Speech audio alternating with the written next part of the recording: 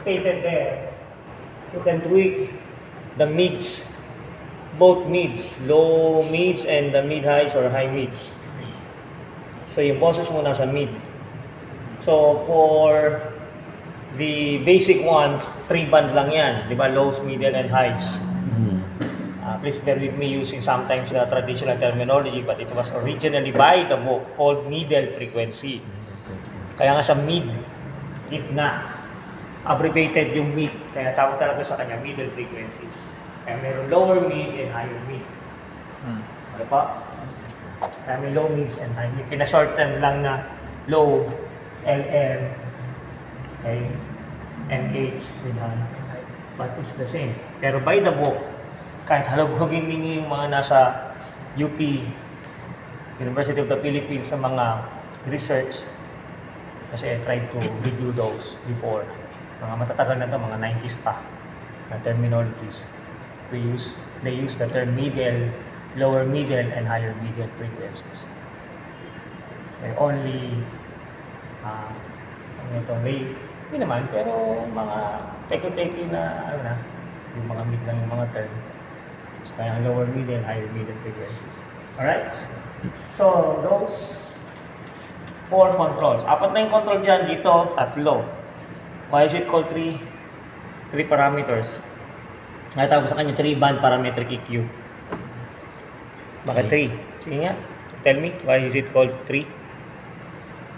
Kasi nga, 3 lang yung controls, 3 yung frequencies, low, middle. Kaya hindi mo pwedeng sabihin na, pare, galawin mo yung low, middle, and high. Ha? Ano yun? You try to go back to your equalizer. You tell me parametric EQ. Parametric EQ. Kasi may parameters ka na pinagalaw. Okay? So, moving on, this has 3-band. Hindi siya 3 knobs. Di ba? This called is 3-band ito para wala siyang sweepable frequency. Walang frequency na control. Bakit? Sa music, wala ka nang babaguhin. Unless wala kang terrible or pangit yung dinownload mo sa YouTube. Okay. Di ba? Tama ba ka doon? Ma-bass or compress, di ba? Okay, MP3. okay. But sometimes you cannot do anything about it. You cannot do anything about it. Maalat na yung ano. Fix na. No, it happens to me. No? May iniinom akong kape almost every day. Pero yung kape na pinupuntahan ko, dinadaanan ko sa office, lalagyan ko pa ng tubig yun. Kasi sobrang tamis. Lalagyan ko pa siya ng mainit na tubig. Diba? Pero, that's it. Ganon din dito sa source mo. Kung may problema yung playback, yung music na nilagay doon, yun yung tunog niya. Hindi na ako lang sa YouTube. Hindi mo yung sa remix, di ba? Pangit na yung tunog. Okay, unless talagang dayain mo kung nag-DJ siya. Pero hindi naman, ibang usapan yung sa media playback. Tandaan nyo sa mga audiovisual presentation, ibang usapan. Hindi sasabi ko sa mga na tech. Yun yung tulog niya, sorry. Dahil po yan doon sa nagpa-edit eh. Dapat sir, sa source pa lang. Oo na. Inaano na. At ganun ng voice overs. Malakas, biglang hihina yung music or something like that. Kaya minsan nakakatakot sa post-production. Yung post-production, nag-edit ng no offense to anyone. Pero kailangan din kasi aralin ng mga nag-video edit yung audio. So yung standards audio. Next time, tuturo ko yun. Kung may pagkakataon, di ba? So kasi standards yun, hindi na pwedeng biglang malakas. Dapat uniform din yung So, yes, bibigyan kasi ng parang mga nangyayari, galing ka doon sa kanwari, tumutog yung banda. Pagdating yung ADT mo, biglang malakas, di ba? Kita mo yung kamay ng tech, galing doon. Uy, hindi totoo yun, di ba? sa live. Happen to you guys, di ba? It happens to me. Kahit kung may control kayo, kung may administration o may management, you can set a certain standards. Diba? Tell them, kaya remind mo na yung organizer, sir, ma'am, ano po inform ko po kayo na hindi ko po sinasabing pangit yung pero medyo Kulang. challenging lang po. Challenging. Yung mga term, hindi mo sasabihin negatibo, kaya mo sasabihin negatibo. Hindi na siya okay. masakit. Hindi naman, pero parang wala kayong Offend. Hindi ma-offend. Yeah. Ah. Saka para nasa gitna kayo. Hindi mo challenging. sabihin na pangit po yung binigay niyong audio eh. Mm. Parang it sucks. Parang ha? Di mag-aaway kayo nun, di ba sir? Mag-aaway kayo tama, nung tama. nagrenta sa inyo. Iinsulto mo ba ako? Alin, sorry. Nakabayaran doon. Pwede mo sabihin naman may challenge po doon sa ating playback. Kaya sa audio. Ano yun? Medyo ano po eh, medyo hindi po balance yung signal. Pero gagawa ko po ng paraan na maihabol. Pero we will try our best. Ito po sabihin na pangit mo. Sino ba yung edit niyo? Walang alam yan, ma'am. So ano lang, it's just all about, kasi mas makikita mo sa signal levels eh. Kasi ganun din talaga. Dito Opo, sir, opo. hindi magamit yung downward compression yun. Hindi. Minsan kasi exaggeratedly. Biglang, kasi may standard talaga sa post audio. So, halimbawa, kapag yung levels mo, makikita nyo hindi magtutugma talaga eh. Yung live sa yung playback, yung media, or ADP. Media pa rin naman yun eh. Hindi magtutugma. Eh, ang nangyayari kasi minsan pag ginamit mo naman ang compressions, minsan okay naman din, pero hindi siya pwede sa lahat. Halatang-halata kasi minsan yung music bilang hihina, tapos pag nagsalita, biglang lalakas. So, kailangan balansin din. Hindi mo nga sa cross-fade yun eh. Doon sa editing, sa mixing. Pero, pwede pa rin. Pero at least, baka mamaya kasi may mga mawalang detalye. Mas mahirap kasi talaga pag hindi maayos yung songs. Pero, as much as possible, makakatulong. Pero, hindi siya guaranteed. Ang pinakamaganda talaga sir, pag mga downloaded, dapat may tech talaga Yes. siya. Then, Hindi mo pwedeng bitawan.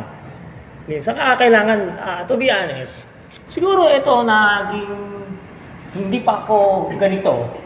Hindi pa ako nagtuturo, hindi pa ako consultant, hindi ko pa ginagawa to.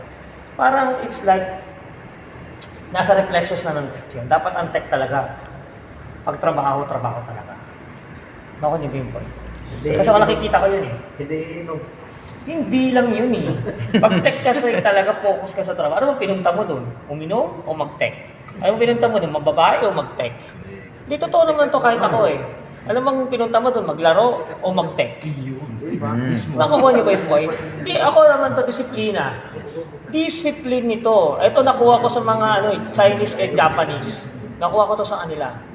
Nakuha ko to kasi we need to learn from them eh. Diba? May mga iba pa nga dyan. Sa international, iniiwan yung cellphone sa locker eh. May locker talaga ng cellphone, di ba? Para Hindi talaga totoo yun, that's true. ma-distract. Unless talagang emergency, meron talagang isa sa inyo may cellphone. Pero you came there to work. Yun yung sinasabi ko sa sir, yung tech namin, iniiwan niya yung No, kasi no, pag no. may VIP na mga tumutulong siya doon nagsiserve kasi may tape eh. Sabi niya, nabuboring na. Kasi boring talaga yung trabaho ng tech. Yun. Hindi, mag-restaurant ka na lang. Nakuha niyo ba yung point? Mag-hospitality ka na lang. Ayaw mo pala dyan, boring ka dyan, lumipat ka sa ibang bagay. Hindi, totoo naman yun, huwag ka masaktan. Kasi you want something else, correct?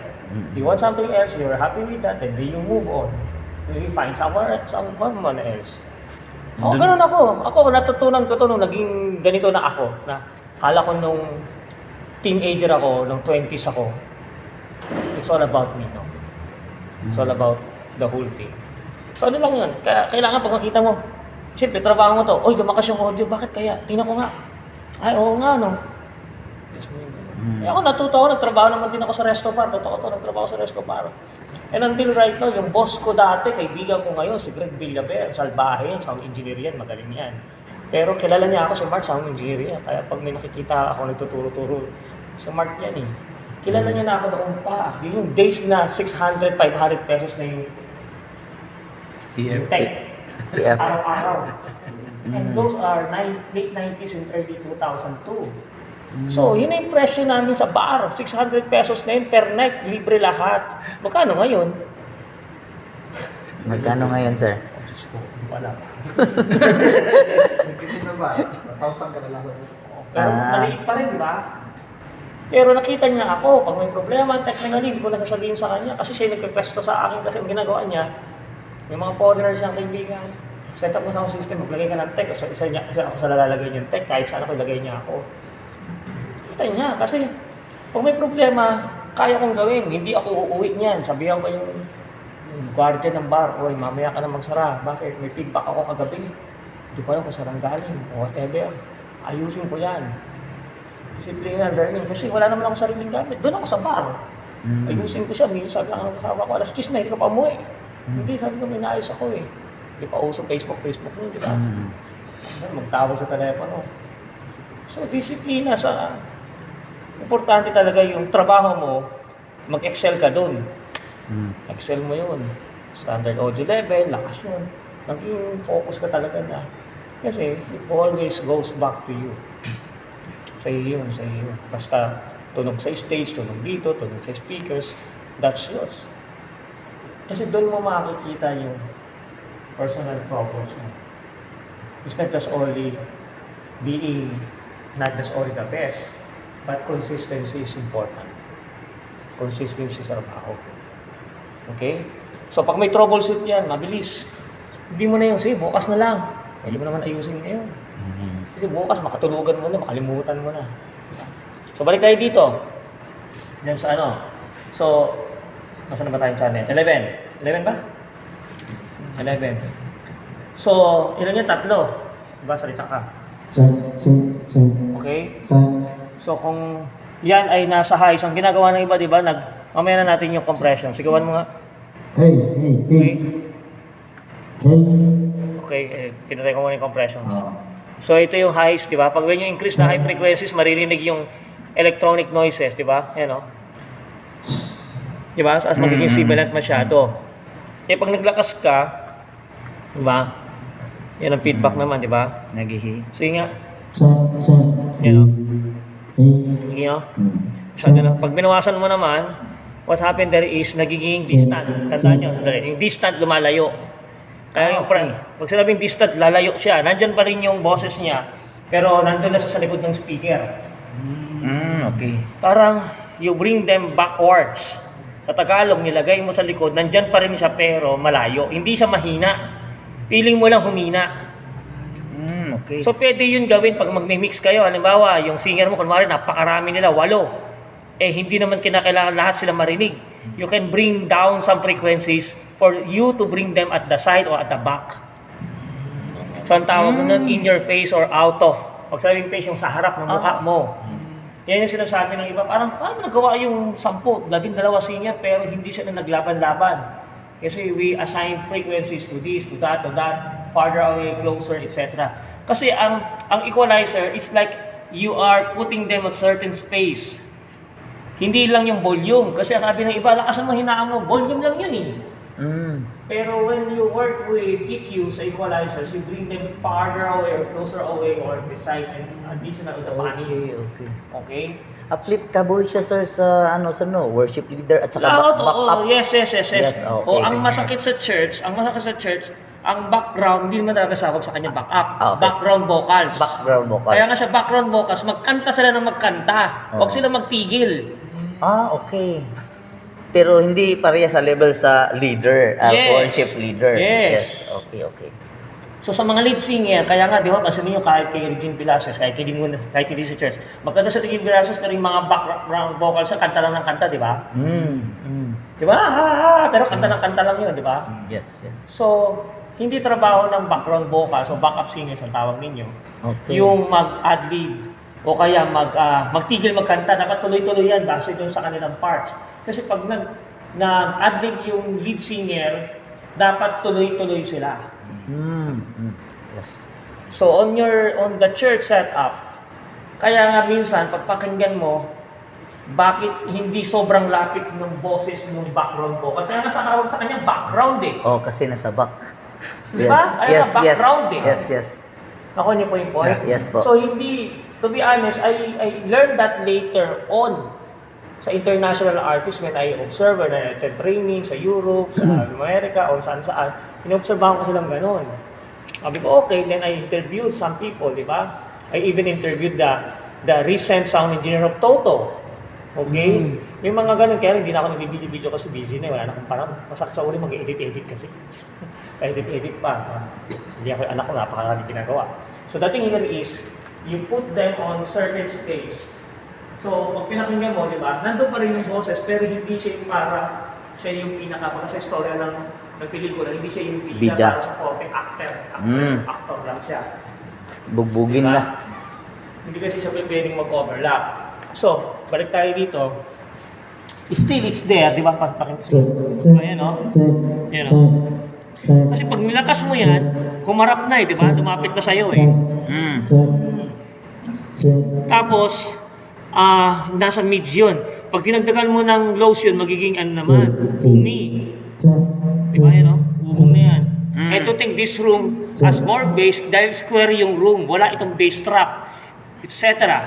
Kaya ma-bass tong room. Kaya kahit bawasan ko ng lows, wala namang masyadong mapapansin na difference. No? Konti lang. Di ba kumpara dito? No? Ayun. Nagbawas ako ng ilan? 3 dB. Okay? So, as you move the frequencies on the mids, so halimbawa, ito 1 kHz, try it. You know? You know? So, technically, 5 kHz. Yan. Tapos, you go to 2.5. You know, nagngongo na siya, nag-nasal na siya kasi nabawasan yung low mids. Na-highlight yung low mids. Yan. You know? May feedback ka na, di ba? So, yun. Kasi when you exaggerated the frequencies, na-highlight siya, nag-feedback, kaya bumabalik. Yung 250 malakas dahil magkalapit lang yung sa kanyang wavelength. 250 Hertz, okay?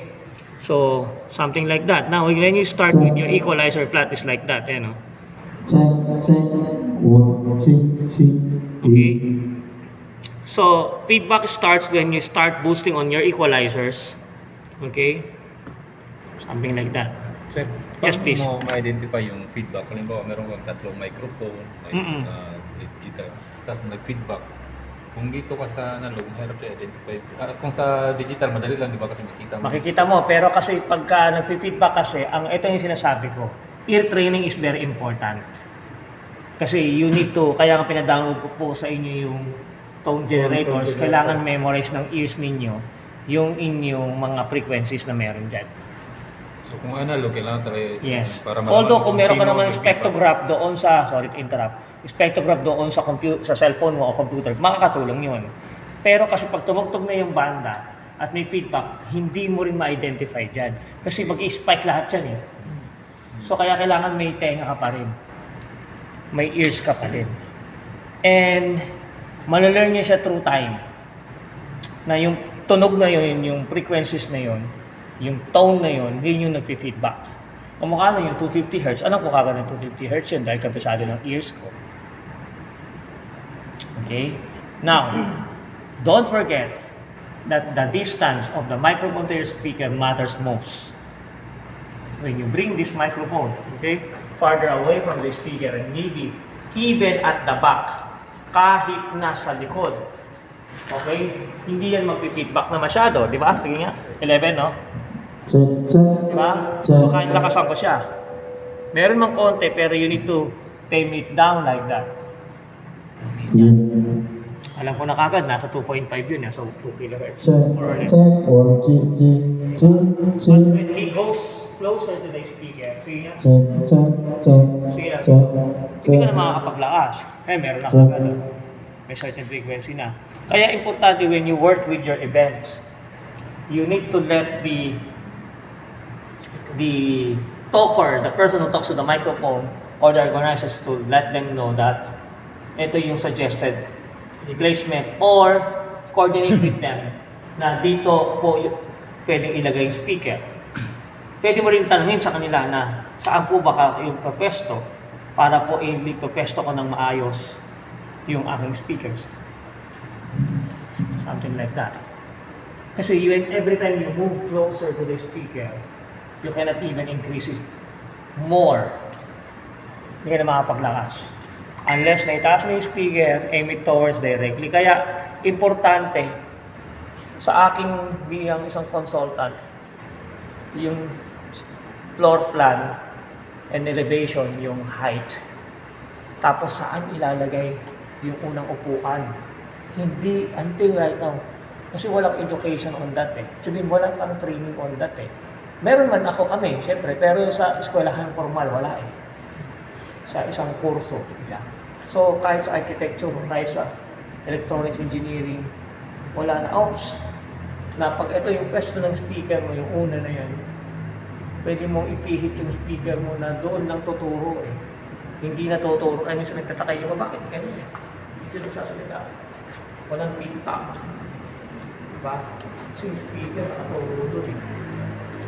Hindi nakaturo. So, mas advantage yung binary set. Hindi, depende. Hindi naman kasi like-array lang ang solution sa lahat, but technically speaking, ang advantage is the person who recommending and designing, alam niyo yung ginagawa niya. Kaya importante yun. It's like in America and in Europe. So itanong ko kayo, lahat ba ng nag-i-install at nag-configure, nagkakalibrate ng sound system galing sa isang sa brand ng company ng vendor ng speaker? Hindi. Ang hinahire doon yung parang contractor talaga. In partnership with Harman, kukuha muna ng contractor yun. O designer. Yung designer, contractor na yun, sila yung magdi-design ng lahat. Pero ang gusto ko naman rin ng kliyente, si JBL, siyempre ako, at nag-approvehan naman, JBL lang i-install. Pero na-design niya rin ng tama. Hindi mo pwedeng basta-basta lang ilagay yung speaker kung saan-saan. That becomes your project successful later on. Kawawa yung operators. Bakit? Mali yung pwesto eh. Di ba? Dito sa Pilipinas kasi, nasanay tayo, ito lahat kasi ito ganito eh. Nasanay tayo, sorry for the term, gusto natin manlamang lagi. Yung maling salita pero totoo naman yun. Ano yung manlamang? Gusto natin makapanlamang sa kapwa. Laging gano'n, sasabihin, libre na ba installation yan? Siyempre, sasabihin ko, oo, para mabenta ko, di ba? Oo. Tama ba ka doon? Yes. Di ba? Natatawa ka, di ba? Nangyayari yan, di ba? Di ba? Gusto man lamang, pero may balik yung hindi maganda kasi papalpak project mo eh. Lulukohin kita eh. Sige, ayaw mo na, padala mo si yung walang ginagawa doon, yung dating ginawa natin sa bundok, papabain mo. Ako niyo ba yung point? So, kaya kailangan malinaw, klaro. Sa lahat ng bagay, malinaw. Kaya lagi ko sinasabi yan, kailangan malinaw yung detalye. Okay? Eh minsan ako, hindi na ako nag-a-advise na gawin mo to pag hindi mo ako kinonsulta talaga ng professional. Kasi bakit? Dalawang bagay yan. Pag may sinabi kang tama, hindi nila ginawa, at nalamang ikaw pa rin ang nag-suggest ng tama at ginawa nila yung mali, ikaw pa rin yun. Naka niyo ba? So don't open your mouth. Something like that. I learned that from the Americans. So don't open your mouth. Open your mouth kapag may mangyayari ka lang magandang bagay. Now, moving on. So pag mali yung question ng speaker, ano gagawin mo? At yung microphone mo, wala kang choice. Ang ginagawa na iba, ikakat mo sa frequency. Pero bakit mo yung tunog ng mga microphones? Kasi nga, nag-compromise ka na. Diba? Kaya don't believe doon sa lahat na nakikita nyo sa online, sa TikTok, o saan. Okay. Maaari pag hindi mag-feedback, pwede. O, tingnan nyo ha, yung microphone, hindi nag-feedback sa speaker. Yep. Diba? Sometimes, ano naman yun? For the views or sometimes naman, I don't know, baka nagpapakitang gilas lang. So, but the thing there is, walang gumagawa noon professionally. Kasi nga, mako-compromise yung tunog ng speakers mo. Nagkagalamin mo sa EQ. Kasi as much as possible, as flat, linearity ang importante as possible. Para tumugog ng maayos. Kasi alam bakit? Pag in-EQ mo yung microphone, base doon, sa gusto mong tunog, at kung mali ang pwesto mo, ano ang compromise? At ito mali ha, ini-EQ sa main out. Pati yung banda mo, apektado. Yung tunog ng keyboard mo, hindi na kompletong keys yan. May nawala ng frequency. So a lot of people is still doing that right now, kahit naka-digital pa. I-EQ nila yung main, check, markers, 1, 2, 3, etc. Okay, may spectrum analyzer dyan, EQ nila. Hindi talaga kinakat yung mga binubus yung frequencies basta-basta doon sa main. Kasi apektado ng main EQs yung instrument, yung live music instrument. Hindi lang yung vocals mo. Kaya minsan maganda yung vocals mo, pero pagka nagtugtog ng DJ na, ay ba natunog, di ba? Sama na yung tunog eh. Okay? So you need to work on that. Okay? Papatch muna ako daw ng 1 to 8. Ano din yung copy? Hindi. Yung kabilang end, wala pa pala. Walang tuloy pa. So, yung Yes, please. speaker ba at saka yung monitor, same lang siya ng contribution sa Hindi po, feedback? magkaiba po yan. Kasi example, ito auxiliary out. Goes to that. So yung auxiliary out goes to that speaker. Magkaiba siya ng mix. Ang siyempre, two things. Ang lagi ko sinasabi, there are two things that we always consider of. Kaya ito si RJ, he's trying his best to upgrade. Tama ba ako doon, no? Upgrade. Bakit? Because when you work on the monitors, two things lagi pa rin yan. Gusto mo ng speaker na hindi nag-feedback, bumili ka ng mas mahal at mas magandang speaker. Okay? Ako, ulitin ko, wala akong in-endorse na brand, wala akong marami akong mga kaibigan, marami tayong mga dyan. May nag-PM nga kaninang magang-maga na hindi ko na sinagot. Pero sa page yun, hindi ako. Hindi sa akin. What's the best speaker daw, RJ? Di ba? A lot of things to talk about it. What's the best speaker? Ang sagot doon, depende sa pera mo. Okay. Tama ba ka doon? Depende sa budget mo. Depende sa pera mo, correct? Yes, It sir. depends. Sabi nga ng mga kaibigan ko po it depends on the Packet. thickness of your pocket. Di ba? Correct? Yes, sir. So, hindi siya based doon sa tenga mo, correct? Based na sa maraming factors. So again, depende doon sa speaker mo. Yung mumurahin, yung mga hindi na maganda yung pagka-design, alam na ninyo yun. Mayroon talaga frequency sobra o kulang. Kaya nga may pinag-usapan kami ni RJ na smart software. Sa smart software, madidetermine na ninyo sobrang itong frequency na to, kulang yung frequency na lumalabas sa speaker na yon, doon kayo magtotono, mag-EQ. Hindi base sa tenga, hindi base sa ears. So that's number 1. Yung speaker mo. Number 2, syempre yung microphone na ginagamit mo. Diba? May mga microphone, ma-feedback, diba? Kung ma-feedback yung microphone, kailangan mong i-EQ, wala kang choice. Kaya dalawa lagi yan. Yung microphone and yung speaker mo. Lastly, pinakamahirap, how loud they are in the stage. If the amp, backline ng tawag dyan, o stage amp are too loud, di ba? Ano mangyayari, RJ? Lalabanan, doon ka muna, nare-reflect. Naririnig ko yung boses mo dito. So, ang nangyayari is, yung tunog ng backline, mag-compete siya dito. Di ba? Pag mag-compete siya, ano mangyayari? So, sabihin ngayon ng singer sa'yo, sir, pahingin pa ng monitor. Okay? Ito, nag-iisa lang. Sila 3. Kunwari lang, di ba? Yes, Nag-iisa lang ito, nakatutok sa singer. Yung 3, malapit sa kanya. Sino mas malakas? Sila o ito? Sila. Sinamahan pa ng drums, di ba? So, that's the thing. Now, kung wala talagang choice, dagdagan mo ng speaker. Di ba may mga international artists galing Manila, kung saan-saan, 3, 4 ang monitor nakapaligid kay Monty ng mayonnaise. Bakit? Maingay sila. 3, 4 yan. Okay. Okay? So, possibility, di ba? So, kaya 3, 4 ang monitor yan. Kasi nga, ang issue, when you go above +6, dahil yun, sa inyong auxiliary out. Ilan na ba yun? Tingnan nyo, +6. Ilan na yun? Lagpas na. Sa auxiliary ng channel, di ba? Oo. Pag Asan umabot na kayo ng +6, Asan mahina kayong naririnig ng Auxiliary. artist ninyo, yung singer Kani? ninyo, maingay na kayo sa stage. Okay. Dagdagan mo na ng speaker, huwag nyo nang piliting lakasan kasi napulan na yung monitor speaker mo. Nangyayari yan kahit sa Cotabato sa Smiley, may monitor speaker, meron pang stage speaker, nilagay na ni Evan. Okay, siyempre dadat na ako, nakalagay na yon.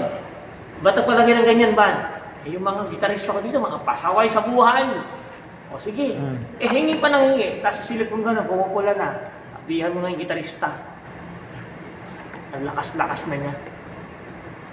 Wala na ba siyang marinig? Okay. So, hihina.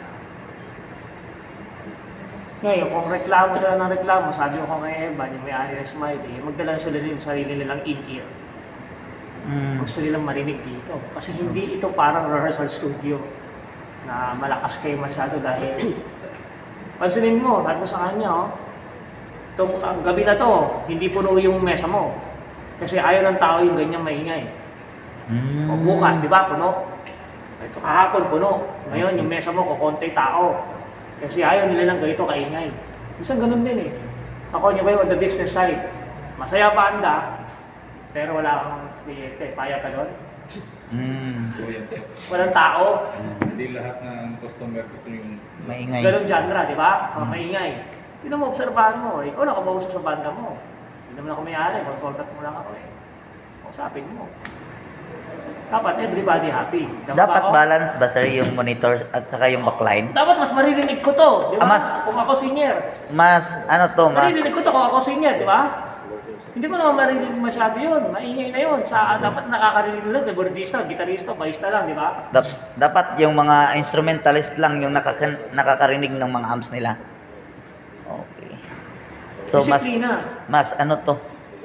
O kasi yung minsan yung mga kasama kong mga ano pahingi ng monitor ng ano yung vocals hindi namin marinig. So pala masyadong malakas yung backline. Kaya nga nangyayari doon kung kahit naka-in-ear ka pa, but if the backline are too loud, ganun din yun. Kahit sa Tugat Pito Gloria, laki-laki, konetas mo to, di ba? Yung main singers, mga singers nasa stage, yung banda nasa baba ng stage. Eh kung maingay sila sa baba, yung bass ang problema namin doon sa drums. Kasi naka-in-ear naman sila lahat. Pero siyempre, ang bass may amp eh. Naka-aguilar kami, bumili kami noon eh. Para aguilar namin, para 200,000 yun. So, tapos yung drums. Ngayon, pag magreklamo na yung mga singers doon, church yun at ako rin nagsasabi, maganda naman sa kanila, nakikinig na sila sa akin. Nakikinig sila kasi alam na nila yung aking authority, di ba? So nakikinig sila dati yung mga first month. Gagaling pa sa akin yun eh. Ngayon hindi na eh. Kasi bakit? Pinagbibigyan ko sila sa kailangan din nila. Yung request nila ng mga bass amp, mga kung ano-ano. Ako nag-push. Sige, approve na yun. Ako nang bahala. Parang gano'n.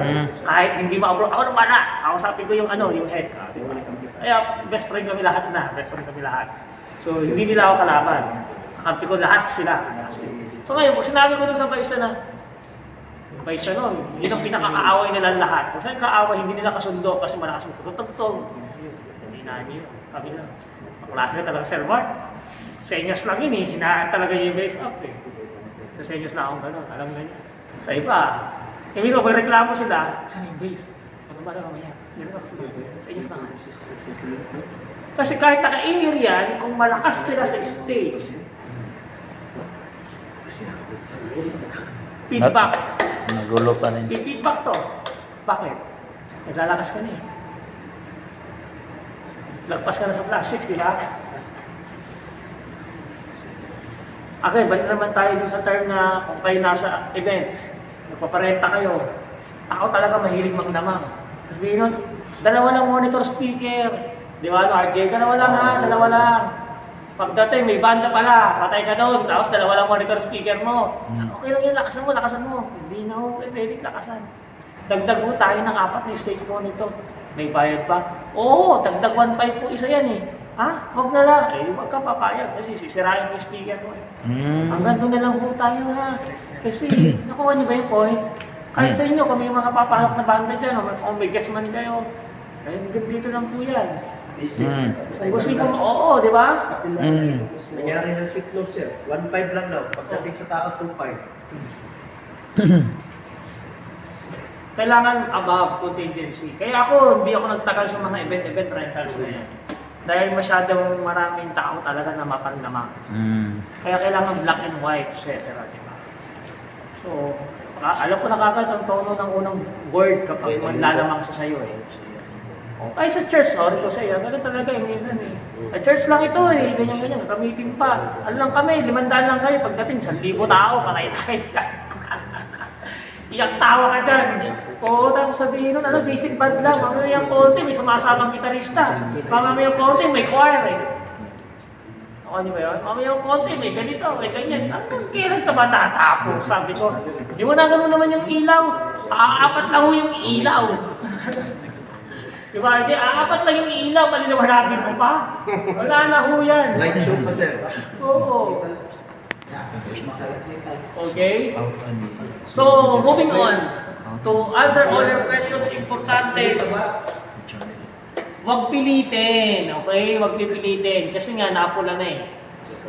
Okay? Lalo na kapag ang venue mo, kung indoor to, pinakamahirap alam nyo sa indoor kasi nga acoustics. Sa labas, wala kang problema sa acoustics. Ang problema sa labas, kailangan meron kang headroom, malakas sound system mo. Pahina ka. Tandaan nyo, hindi palakas. Pahina ka sa labas. Pahina ka ng sound system, ibig sabihin ng malakas sound system mo. Pag naglalakas ka ng naglalakas, hindi malakas sound system. Paano yan, sir? Yung pahinga. Kasi yung pahina ka, halimbawa, dahil alam mo malakas yung sound system mo, hihinaan mo. Pero pag naglalakas ka ng unti-unti, lumalagpas ka na sa 0 dB, mahina sound system. Kulang ang speaker. Kulang ka ng speaker. Kulang ka ng speaker. Kasi never na malakas ang 3 or 2 per side na line array speaker. Never yan. Kaya ka nagla-line array kasi nga to cover the vertical coverage ng space mo. Hindi ka nagdadagdag ng 4 per side dahil gusto mo ng malakas. Dahil yung coverage ng tunog sa harapan, gitna, likod. Kaya nga tinataas mo yung speaker mo ganun eh. Siyempre, habang tinataas mo to, nawawalan ka ng tulog sa harapan, kaya naglalagay ka ng front wheels. Sa kunetaas mo to, may front wheel na kami, may side wheel pa kami, mayroon pa kami balcony wheels. Okay. Cover sa lahat ng area sir. Kasi puno yung puno Oo.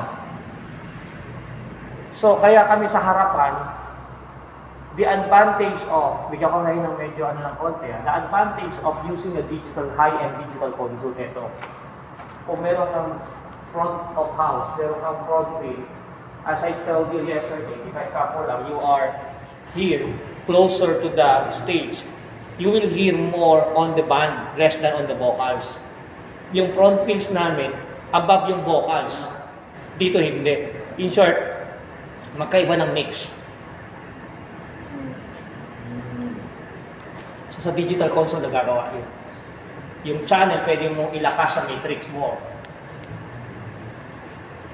So, kaya pag umupo ka dyan, maririnig mo yung boses plus the stage mix.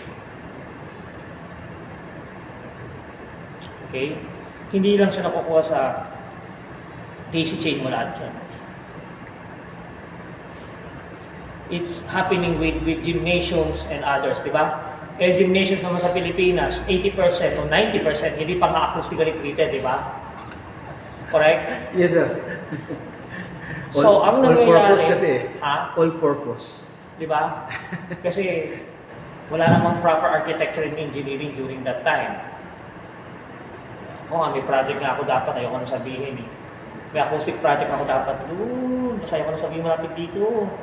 Sabi ko, sa kanila lang yung pera nila. Ano yung sa kanila lang yung pera nila, yung gymnasium, somewhere doon. Hindi naman dapat, para doon.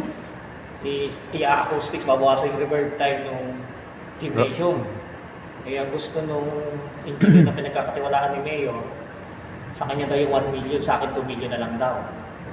Sa kanya na kung makapera siya o hindi. Ako niyo ba yung point? Sa kanya yung 1 million, sa akin yung 2 million. Parang, anong gagawin ko doon sa 1 million? Eh, kulang nga ako ng 1 million. So, ako niyo ba yung point? Ilagay ko 3 million, pero 2 million lang yung value. Di hati daw sa may mayor. Ano ba sabihin sino? Kanina na lang yun, sabi ko doon. Di ba, tama ka doon? Tignan natin kung yumaman sila, di ba? Pumalpak yung result. Ako. Sa'yo. Pero maganda i-acoustic kasi nga ma-reverb yung venue. Sabi nila baka pwedeng 1/3 lang muna. Ako yung main point. Dapat nga 3/4 ang ilagay kong value. Ilagay ko. Eh, nilalagay ko lang 1/3 lang. So, ano yun?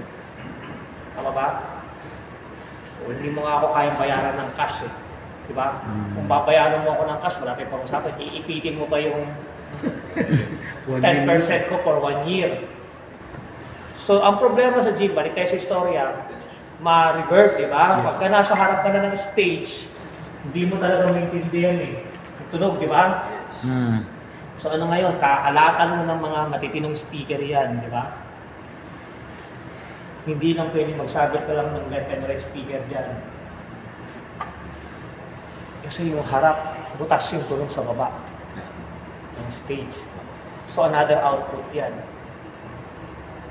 Another tuning. Okay? So, balik tayo. Tingnan natin kung tumutunog na to. Ano ko lang, i-route ko lang. Tignan po, i-route ko lang dahil nagpalit ako ng kanta. May tunog ba?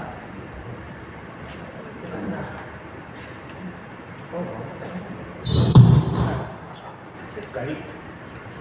Galit ah. Nagugulat ako.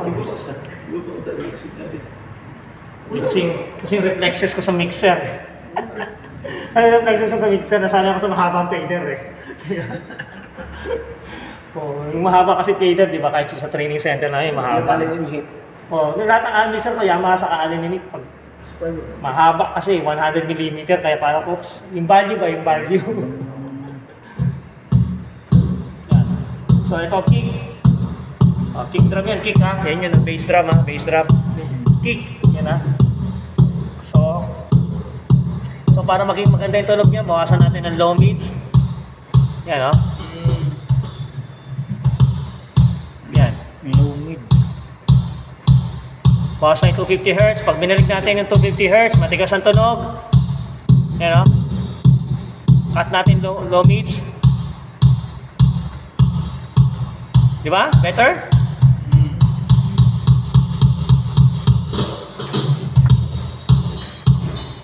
Diba? Ayan, tira yung mabuti, yung kick. Subukan niyo ibalik yung low mix. Try. Try ninyo. Sige. Okay. Sige lang baka gawin niyo. Sige, epekto yung daw sa gusto niyo. Nara sa mga gusto na, o sa gusto. Ito yung Salo. Kata ko ng 100. Mas mo na nga, mga 200. Pangit kayo ba? Hindi, yung slope ang tignan mo. Kung titignan to. Tignan mo yung slope. 127 na. Cross kasi yan eh, cross. Cross kasi yan, cross. Sige. Tapos muna. Ito 200. Dili ka na yan. Kini yung cross mo yung 200. Baka mga 200, 180. Yun. Si FX ah. Hindi. Matigas ang pagkatuhaan eh. Dili ko na yung gusto mo. Kili ang cross. Okay? So, yan yung kick ha. O, tingnan nyo ito mabuti. Yan yung kick. Passion song na yan, kaya medyo iba yung medyo instantaneous ang konti. Diba? Tapos, So dapat mas low yung mid niya, sir. Hindi mas low. Kailangan mo i-cut kasi ano nangyayari, yung original data na tulog ng bass drum, hindi dapat talaga maligas.